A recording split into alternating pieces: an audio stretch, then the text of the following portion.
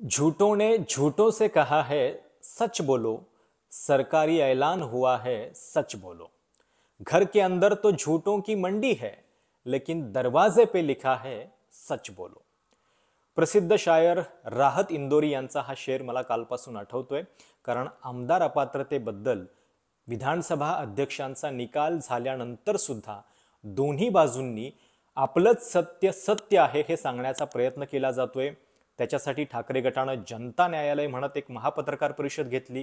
पाठोपाठ विधानसभा अध्यक्ष राहुल नार्वेकर यांनी त्याला उत्तर देणारी एक पत्रकार परिषद घेतली।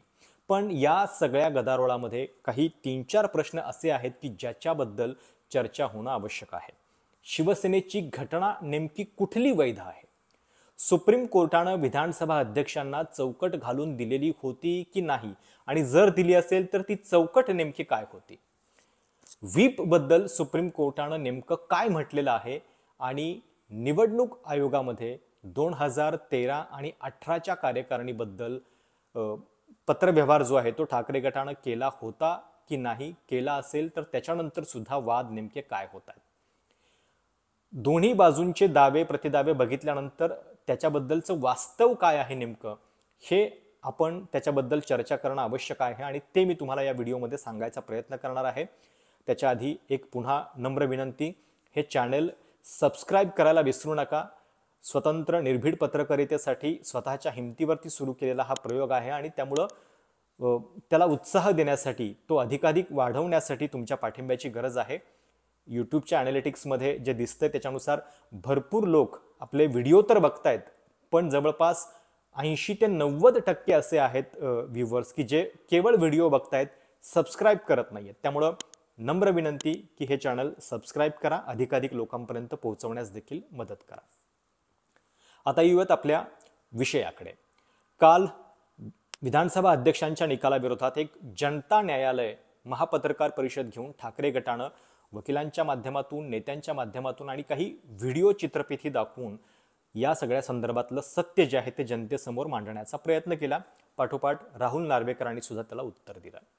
आता या सगळ्यामध्ये एक प्रमुख प्रश्न जो आहे की शिवसेनेची घटना नेमकी कुठली वैध आहे?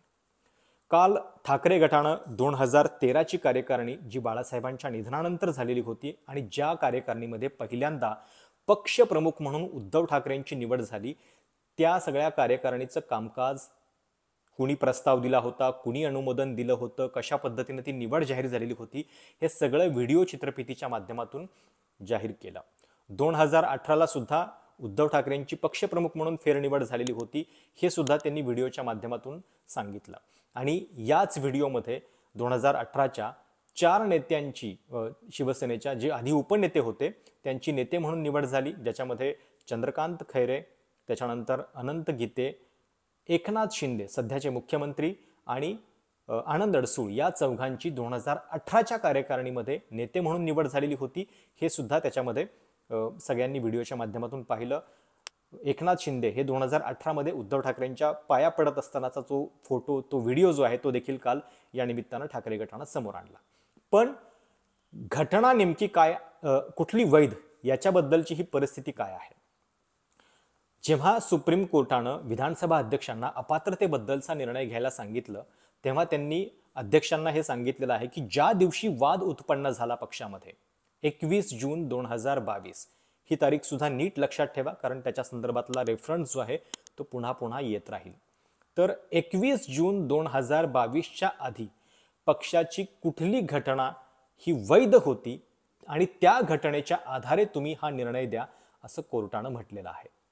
आता जेव्हा 11 मे 2023ला सुप्रीम कोर्टानं निकाल दिला, त्याच्यानंतर एका महिन्यानी विधानसभा अध्यक्षांनी निवडणूक आयोगाला एक पत्र लिहिलं, आणि 22 जून 2023ला निवडणूक आयोगाकडून त्यांना एक रिप्लाय आला की शिवसेना पक्षाची ही घटना जी आहे ती योग्य आहे, आणि त्याच्यानुसार विधानसभा अध्यक्ष म्हणतायत की मी तो निकाल दिला। आणि त्याच्यानुसार ते काय सांगतायत की 1999ची जी घटना आहे ती घटना शिवसेना पक्षासाठी शेवटची वैध घटना आहे।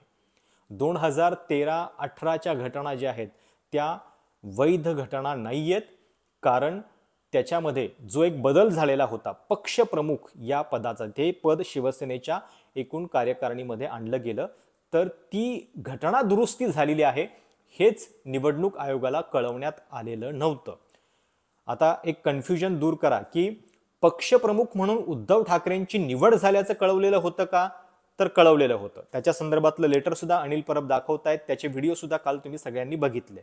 पण कुठल्या मुद्द्यावरती बोट ठेवलं जातंय की पक्षप्रमुख म्हणून उद्धव ठाकरेंची निवड झाल्याचं तर कळवलं, पण मुळामध्ये शिवसेनेच्या पक्षाच्या घटनेमध्ये हे पक्षप्रमुख पद घटना दुरुस्ती करून करण्यात आलेलं आहे, तर ती घटना दुरुस्ती झाल्याचं निवडणूक आयोगाला कळवलं नाही हा राहुल नार्वेकर यांचा दावा आहे.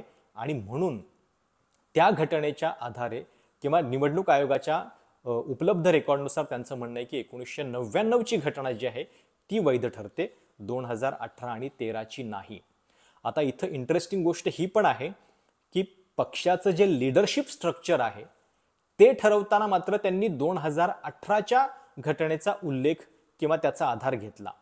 मग जर 2018ची घटनाच वैध नाहीये तर त्यांनी लिडरशिप स्ट्रक्चरसाठी सुद्धा खरं तर 2018चा विचार करायला नव्हता पाहिजे होता. आणि मुळामध्ये राजकीय पक्ष म्हणून जेव्हा एकनाथ शिंदेचं त्या शिवसेनेतलं स्थान थोडंफार जे आहे ते 2018लाच सुरू होतं, कारण तेव्हाच ते नेते म्हणून त्यांची निवड झालेली आहे आणि ते राष्ट्रीय कार्यकारिणीचा भाग बनलेले आहेत. म्हणून एकीकडे वैध घटना कुठली हे म्हणताना 1999ची घटना योग्य म्हणायचं आणि लिडरशिप स्ट्रक्चर काय आहे हे ठरवताना मात्र 2018च्या घटनेचा आधार घ्यायचा. ही कुठंतरी एक तफावत जी आहे ती विधानसभा अध्यक्षांच्या निकालामध्ये दिसतीये. आणि जर सुप्रीम कोर्टाने जे म्हटलेलं आहे त्यानुसार उपलब्ध घटनेच्या आधारे तो वाद होण्याच्या आधी कुठली घटना होती तर ती 2018ची होती. त्याच्यानुसार जर निकाल दिला असता तर एकनाथ शिंदे यांच्या बाजूने निकाल देणं हे विधानसभा अध्यक्षांना अडचणीचं ठरलं असतं. आणि म्हणून कुठल्या ना कुठल्या कारणानं ही 2013 आणि 18ची घटना जी आहे ती बाद करणं हे त्यांच्यासाठी आवश्यक होतं. आणि म्हणून हे कारण जे आहे ते शोधलं गेलेलं आहे का हे या सगळ्या निमित्तानं त्याची चर्चा होणं जे आहे ते आवश्यक आहे. आता दुसरा एक मुद्दा आहे, सुप्रीम कोर्टानं अध्यक्षांना निर्णय देताना एक चौकट घालून दिलेली होती का. व्हीप बद्दल सुप्रीम कोर्टानं नेमकं काय म्हटलेलं होतं तर भरत गोगावले यांची जी व्हीप म्हणून नियुक्ती आहे आणि एकनाथ शिंदे यांची गटनेता म्हणून नियुक्ती की जी 3 जुलै 2022ला विधानसभा अध्यक्ष राहुल नार्वेकर यांनी केली ती अयोग्य होती असं सुप्रीम कोर्टाच्या निकालामध्ये म्हटलेलं आहे.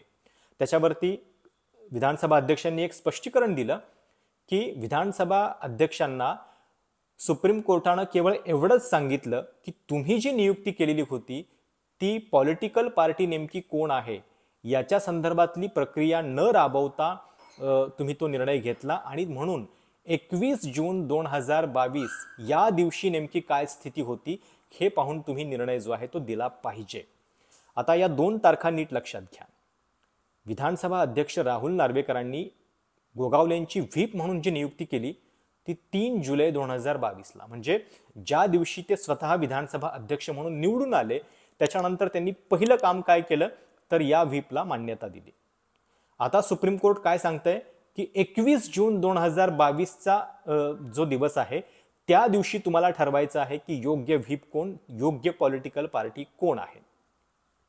आता 21 जून 2022लाच तत्कालीन उपाध्यक्ष नरहरी झिरवळ यांनी ठाकरे गटाचे गटनेते अजय चौधरी आणि सुनील प्रभू जे त्यावेळी व्हीप होते त्यांना मान्यता दिलेली होती. विधानसभा अध्यक्ष राहुल नार्वेकर काय म्हणतायत 21 जूनला त्याच दिवशी पक्षामध्ये फूट पडलेली होती आणि शिंदे गटानं सुद्धा जे आमदार सुरतला गेलेले होते त्यांनी सुद्धा एक ठराव केलेला होता आणि त्या ठरावामध्ये भरत गोगावलेंची व्हीप म्हणून नियुक्ती केलेली होती आणि एकनाथ शिंदेंना पुन्हा गटनेता म्हणून निवडलेलं होतं.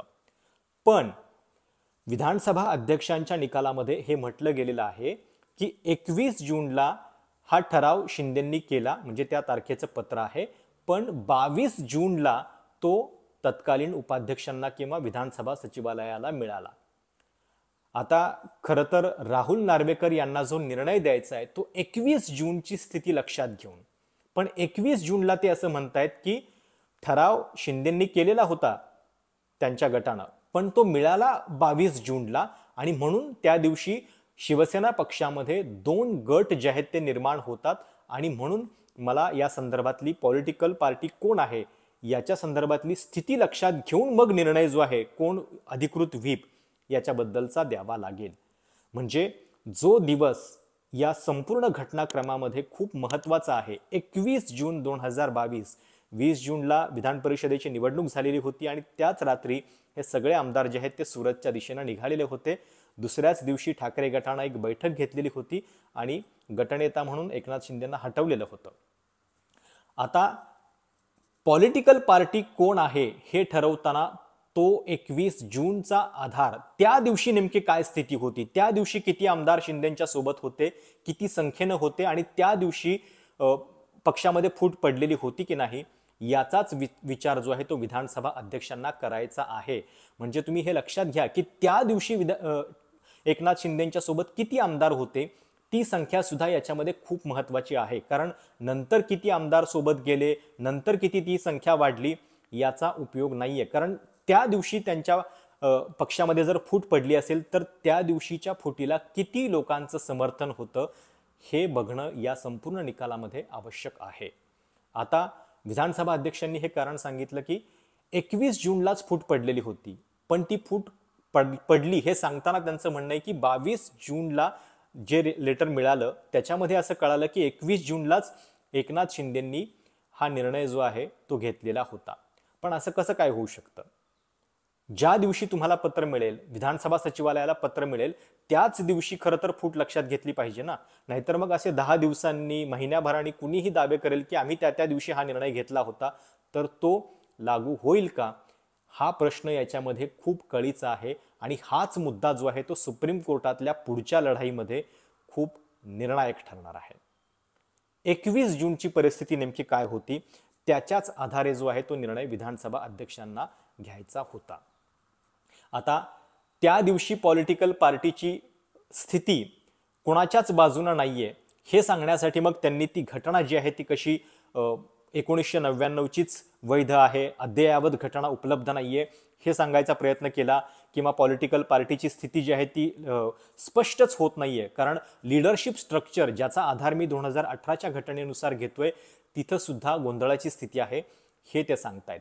पण लीडरशिप स्ट्रक्चर जे आहे ते मुळामध्ये 2013 आणि 18 या 2 कार्यकारिणीच्या मध्ये पक्षप्रमुख म्हणून निवड झालेली होती. त्याचं अधिकृत पत्र जे आहे ते निवडणूक आयोगाला गेलेलं होतं. मग तुम्ही पक्षप्रमुख म्हणून उद्धव ठाकरेंना मान्य का करत नाही हा देखील याच्यातला एक अत्यंत महत्वाचा सवाल आहे. आता येऊयात तिसऱ्या मुद्द्याकडे. तिसरा मुद्दा आहे की निवडणूक आयोगाला 2013 आणि 18 बद्दल शिवसेनेनं पत्रव्यवहार केला होता की नाही. मी जसं म्हटलं पक्षप्रमुख म्हणून त्यांची निवड झाल्याचं ठाकरे गटानं कळवलेलं होतं. आता या संपूर्ण स्क्रिप्टमध्ये ठाकरे गटावरती प्रश्नचिन्ह निर्माण काय केलं जात आहे की तुम्ही केवळ निवड झाल्याचं कळवलं, निवडणूक झाल्याचं कळवलं, पण जी घटना दुरुस्ती आहे, अमेंडमेंट जी झाली कॉन्स्टिट्यूशनमध्ये त्याची रितसर माहिती मात्र निवडणूक आयोगाला कळवली नाही. आणि निवडणूक आयोगाच्या रेकॉर्डवरती तुमची अमेंडेड कॉन्स्टिट्यूशन नाहीये हा दावा जो आहे तो केला जातोय. खरं तर काल सुद्धा तुम्ही त्या व्हिडिओमध्ये बघितलं आणि ते लेटर सुद्धा अनिल परबांनी दाखवलेलं आहे की ज्या माध्यमातून निवडणूक आयोगाला हा पत्रव्यवहार झालेला होता.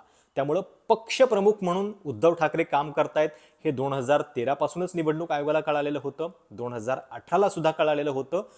मग इथं हा पण मुद्दा लक्षात घेणं आवश्यक आहे की जर पक्षाच्या नोंदणीबद्दल, सगळ्या प्रक्रियेबद्दल पक्षाच्या नेत्यांनी सिरियस असणं, ती सगळी प्रक्रिया गंभीरतेनं करणं हे जर आवश्यक असेल तर निवडणूक आयोगानं सुद्धा त्याच्या संदर्भातली पोच घेणं किंवा त्याच्या संदर्भात पक्षांना कळवणं हे सुद्धा काम सिरियसली करायला हवं.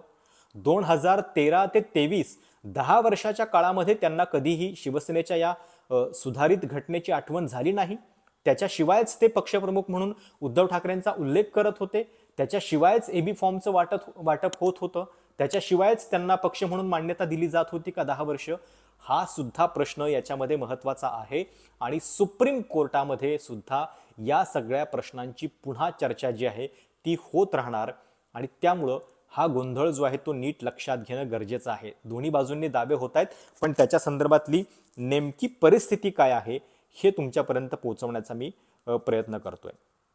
दुसरी गोष्ट, काल जनतेचं न्यायालय म्हणून उद्धव ठाकरेंनी हा जो एक प्रयत्न केला, खरं तर सत्ता संघर्षाच्या निकालानंतर आपण बघितलेलं होतं की शिवसेना नेत्यांच्या ऐवजी राष्ट्रवादीचे नेते आमदार जितेंद्र आव्हाड हेच हा निकाल जो आहे तो कसा अन्यायी करणार आहे याच्या संदर्भात ठिकठिकाणी फिरत होते. कदाचित या निकालानंतर शिवसेनेला त्याची आठवण झाली असेल आणि म्हणून आपण सुद्धा हे केलं पाहिजे यासाठी त्यांनी हा प्रयत्न केला.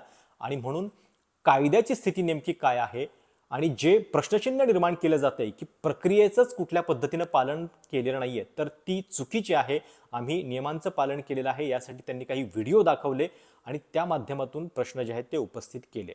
पण अर्थात राहुल नार्वेकरांनी हे सगळे दावे फेटाळले आणि पुन्हा आपण कसा निर्णय जो आहे तो घटनेच्या चौकटीमध्ये राहून दिलेला आहे, सुप्रीम कोर्टाच्या आदेशानुसारच दिलेला आहे, हे सांगण्याचा प्रयत्न पुन्हा राहुल नार्वेकरांनी त्यांच्या परीने केला.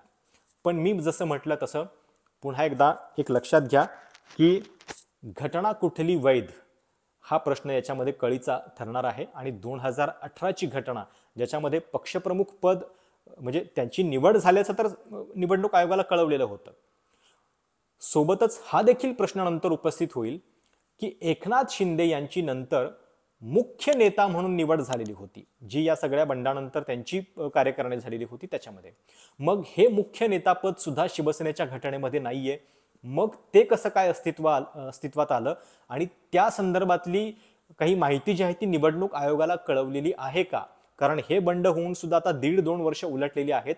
मग या सगळ्या कालावधीमध्ये शिवसेनेच्या घटनेबाबत या नव्या शिवसेनेनं की जो निवडणूक आयोग आणि राहुल नार्वेकर दावा करतायत की शिंदेची शिवसेना ही खरी शिवसेना आहे, तर त्यांनी सुद्धा मग कळवलेला आहे का? हा सुद्धा प्रश्न जो आहे तो उपस्थित होणं आवश्यक आहे. त्यामुळं हे 3-4 मुद्दे जे आहेत त्याच्याबद्दल पुन्हा पुन्हा चर्चा सुप्रीम कोर्टातल्या या लढाईमध्ये होताना दिसत राहील. खरं तर एक गट हायकोर्टात गेलाय, एक गट सुप्रीम कोर्टात गेलाय. हायकोर्टात शिंदे गट गेला आणि पाठोपाठ 8 फेब्रुवारी ही तारीख जी आहे ती पुढची ठरवण्यात आलेली आहे. एक प्रकारे हायकोर्टातच ही केस ठेवून अजून वेळ वाढवण्यासंदर्भात त्यांची रणनीती जी आहे ती असू शकते.